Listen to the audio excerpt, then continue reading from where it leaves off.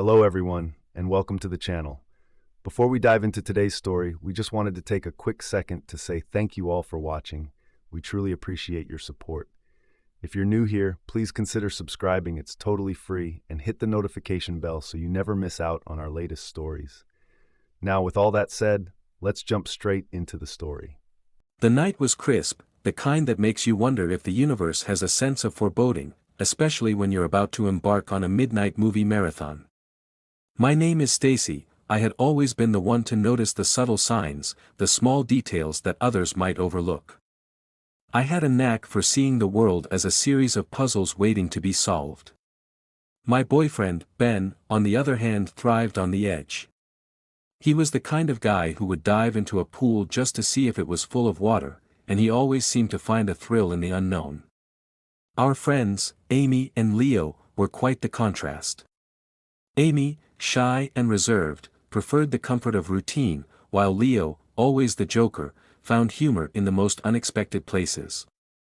We had agreed to a date night, something that had been in the works for weeks. Ben and Leo had been whispering to each other for days, their plans shrouded in secrecy. When they finally revealed that we were going to a late-night showing at the old Riverside Cinema, I raised an eyebrow. The place had a reputation, one that bordered on the supernatural. It was said that the cinema had been abandoned for years before it was mysteriously reopened, though no one seemed to know who owned it. Leo just winked and assured me it would be a blast. The evening started off perfectly. We went bowling, and despite Amy's initial hesitation, she soon found herself laughing at Leo's antics, which included a failed attempt to bowl a strike by sliding on the floor. We then headed to a cozy Italian restaurant, where the atmosphere was warm and the food was even better. Amy, who usually didn't speak much, opened up, and her soft voice added a pleasant melody to our evening. The conversation was light, and for a moment, I almost forgot what lay ahead. As we approached the cinema, a shiver ran down my spine. The building was an old Victorian structure, its paint peeling and windows cracked. A single, flickering neon sign read Riverside Cinema, in a faded, eerie glow. The doors creaked as we pushed them open, and the air inside was musty, carrying the scent of forgotten popcorn and stale air. We were the only ones there, and the silence was deafening. Ben bought the tickets, and Leo whispered, "It's a horror movie, but don't worry, we'll be fine." I glanced at Amy, who was already looking pale. She must have overheard. I gave her a reassuring smile, but I couldn't shake the feeling that something was off. The theater was dark, the rows of seats caked in dust. We took our places in the middle, and as the lights dimmed, the screen flickered to life. The movie started, and it was unlike anything I had ever seen. It was about a painting in an old mansion, a portrait of a woman with piercing eyes. The legend went that anyone who looked into her eyes would have only 7 days to live unless they could break the spell. The woman in the painting was beautiful, but there was something sinister in her gaze, something that made the hair on the back of my neck stand up. As the movie progressed, the atmosphere in the theater grew more and more tense. The sound of Leo's laughter echoed through the empty space, but it sounded hollow, forced. Amy clutched my hand, her fingers cold and shaking. I glanced at Ben, who was staring intently at the screen, his eyes wide with a mix of fear and fascination. The climax of the movie was the most chilling. The protagonist, a young woman, looked into the lady's eyes, and the clock in the mansion began to count down. 7 days. The screen went black, and the theater was plunged into darkness. For a moment, no one spoke. The silence was suffocating, and I could feel the weight of it pressing down on me. As we stepped out of the cinema, the night air felt heavy, as if the movie's atmosphere had followed us. We decided to walk home, the cool air doing little to dispel the unease that lingered. Leo tried to lighten the mood with his usual jokes, but they fell flat. Amy was silent, her eyes distant, and Ben's usual bravado seemed to have vanished. The next few days were a blur. Amy became increasingly withdrawn, while Leo's jokes grew darker, tinged with a sense of dread. Ben, ever the thrill-seeker, seemed to be relishing the fear, but there was a strange intensity in his eyes that I had never seen before. I, too, couldn't shake the feeling that something was wrong. The dream started the night after we watched the movie. It was vivid, almost real, and it always began the same way. I was standing in the old mansion, the painting of the lady hanging on the wall, and her eyes followed me as I moved. In the dream, I was always alone, but the mansion was alive with whispers, as if the walls themselves were speaking.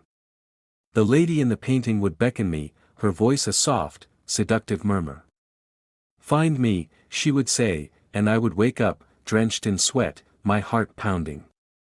The dreams grew more intense each night. I would find myself in different parts of the mansion, each room more sinister than the last. One night, I was in a library filled with ancient, leather-bound books. The titles were written in a language I couldn't understand, but as I reached out to touch one, the pages turned to ash. Another night, I was in a dark, damp cellar, the air thick with the smell of decay. There, I found a locked chest, and the lady's voice echoed, "Open it." By the fifth day, Leo and Ben had started having the dreams too. Leo's jokes had stopped, and Ben's usual swagger was replaced by a nervous energy. Amy, who had always been the quiet one, was now a shell of her former self, her eyes hollow and clouded with fear. We met at a coffee shop, the only place that seemed safe, and I decided it was time to talk. "Why don't we just stay away from that cinema?" I asked, my voice barely above a whisper. "Why can't we just forget about it?" Leo shook his head, his face pale. "It's not that simple, Stacy. The dreams are telling us something. They're leading us somewhere." Ben nodded, his eyes intense. "I think we need to find out what it is.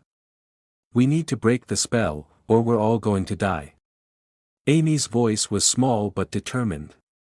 "I don't want to die, we have to try." That night, we gathered at my apartment, and I brought out a map of the city. We started piecing together the clues from our dreams. The library, the cellar, the locked chest, each place had a significance that we couldn't ignore. We decided to visit the locations in the dreams, hoping that they would lead us to a solution. The first location was the old library on the outskirts of town. It was a grand, Gothic building, its doors sealed shut. But as we approached, the door creaked open, as if it had been waiting for us. Inside, the air was musty, and the shelves were filled with books that seemed to whisper secrets as we passed. We found the book from my dream, and as we opened it, the pages crumbled, revealing a hidden compartment. Inside was a key, its surface cold and metallic. The second location was the abandoned cellar beneath the old brewery. The air was thick with the scent of mold, and the walls were damp. We found the chest, and the key fit perfectly. Inside, we discovered a mirror, its surface clouded and dark. When we looked into it, our reflections were distorted, and the lady from the painting appeared, her eyes piercing. She spoke, her voice a soft, chilling whisper. "You are running out of time. Find the third piece." The third location was the most difficult to find. It was a small, forgotten chapel on the edge of a cemetery. The doors were locked, but the key from the library opened them. Inside, the chapel was dimly lit by a single candle, and the air was heavy with the scent of incense. We found a painting, a replica of the one from the movie, and as we approached, the lady's eyes seemed to follow us. We touched the painting, and it came to life, the lady stepping out of the frame. She handed each of us a small, silver pendant, and as she did, she whispered, "The final piece is in the heart of the maze. You must face your fears to break the spell." We left the chapel, the pendants around our necks, their cold metal a constant reminder of the dark path we were on. The final location was the old mansion itself, the one from the movie. It was located in the heart of a sprawling, twisted maze, its paths overgrown and treacherous. We entered the maze, the pendants guiding us through the darkness. The maze was a labyrinth of fear, each turn bringing us closer to the mansion but also deeper into our own terrors. Leo's fear was the unknown, the uncertainty of what lay ahead. Amy's fear was loss, the fear of losing those she loved. Ben's fear was the edge, the line between life and death.